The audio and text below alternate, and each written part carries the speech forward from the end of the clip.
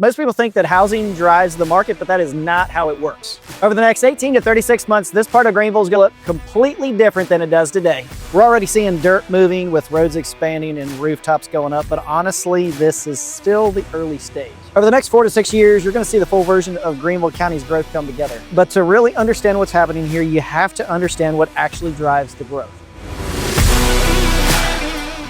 Here's a question most people get wrong. Is housing driving infrastructure, or is infrastructure driving housing? Infrastructure always comes first. Roads, utilities, schools, and zoning, those decisions are made years before housing demand peaks. If housing were driving growth, you'd see chaos. When infrastructure leads, you get controlled growth, and that's what's happening here in Greenville. Now, everyone complains about Woodruff Road traffic, but traffic really isn't the cause so much as it's really the result. You don't widen roads, redesign intersections, and invest millions here unless the long-term demand is really already locked in.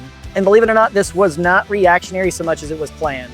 Let's talk about I-85, which is the backbone of the Upstate. Every major employer, logistics hub, expansion feeds directly into the corridor. And when you see an investment here, that's not really so much about today, it's really about the next phase of development and cycle. Infrastructure predicts housing, and housing just makes it visible. This isn't speculative growth, and it isn't investors flipping and overbuilding. This is jobs first growth, infrastructure first planning, and long-term money positioning early. Greenville builds roads first, but as locals know, it can be difficult to maintain those. Now, one of the clearest indicators of real growth isn't homes, it is schools. Greenville County Schools plans and expands capacity based on where families are actually moving and where the development is happening. The district updates its long-range facilities plan every year to avoid schools getting overwhelmed as neighborhoods fill in. And growth isn't even across the county, but some areas are growing faster than others, and planning reflects that, but that's what managed growth looks like.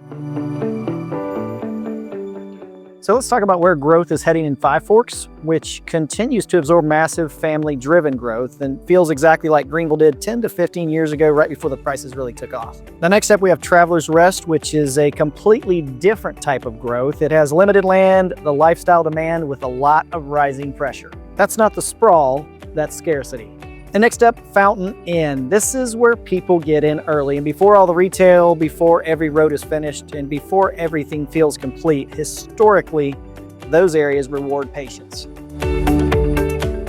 Now, in new construction, builders don't move dirt unless they believe in the next cycle. Local move-ups and out-of-state relocations, as well as remote workers. When demand comes from multiple directions, the markets don't fall apart. They just stabilize. Now, growth like this does not benefit everyone. If you already own property, growth is usually a tailwind, and if you're trying to buy your first home, growth creates competition, and timing matters more than ever. That's why knowing where infrastructure is going matters just as much as knowing the prices. Now, imagine this area 5 years from today with more rooftops, there's more retail, more pressure on inventory, and the roads we're standing on are even finished. Hard to believe, I know, but the prices people complain about today, those become the numbers people wish they paid. That's how growth cycles work.